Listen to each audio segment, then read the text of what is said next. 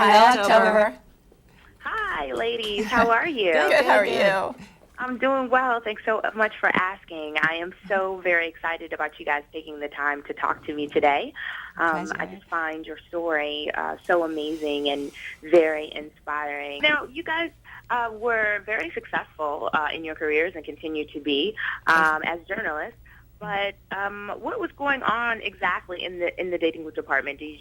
Were you not dating the right guys, did you find, or did you just simply didn't have the time? I know a lot of people, a lot of women that are really just concentrating on their careers sometimes say they don't have the time. Did you find that was the case for you? Yeah, I just assumed I would find the guy, and I think by the time I looked up from my desk and realized he wasn't there yet, I knew that the time for having a child was running out, and I'm a big romantic, so I thought I could have a child and then still find love. And the situation was different for the three of us. I had actually been married when I was in my 20s and divorced when I was in my mid-30s. And so I had thought that I was going to have that sort of more conventional linear path, but it didn't turn out that way. And part of what our book addresses also is the fact that life isn't linear, and that in terms of the world of dating or in terms of the world of having kids, there are certain things that get in the way. So let me ask you this. You guys sort of took a pointed direction at first to say, okay, well, this is what I thought would happen, and now this is where I am, and I want to take control, so to speak, and kind of take my destiny into my own hands and become a mother. In doing so, you found yourself in sort of a serendipitous situation where you ended up meeting men and kind of, getting pregnant the old-fashioned way. I'm kind of curious, just for all the working girls out here, what your perspective is. Do you feel that romance is something that you have to sort of, I don't want to say attack, but go after as an agenda?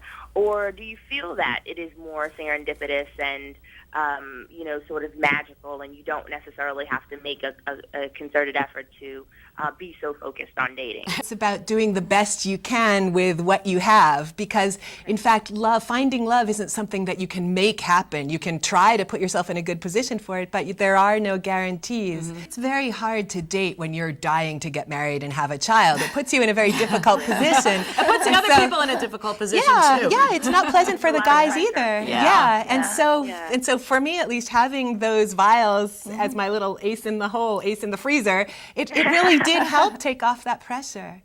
Oh, good. So now, Pamela and Beth, when Carrie decided to take an alternate path to becoming a mother, what sort of discussions, ideas did this begin to spark for you? I think it did spark the possibilities, having somebody so close to me taking that path. I certainly had other single mother friends and father friends, so I didn't see it as a very unusual path, but I saw it as very inspiring because we had certainly shared a career path, and I saw her putting a priority on her private life, and that did inspire me and make it begin to seem more possible that I could choose that as well. And it's interesting because I had actually already started the process. I had started to look into sperm banks, and I had started to look at donor profiles, and it's overwhelming. The options are overwhelming. So when I went to visit Carrie and I met her and I saw her having made this decision, and she didn't end up using the vials, but I saw her as a single mom with her beloved child, and I thought, I can do this. And for me, it was actually very validating to see two women who were so cool considering the same path that I had taken. Thank you.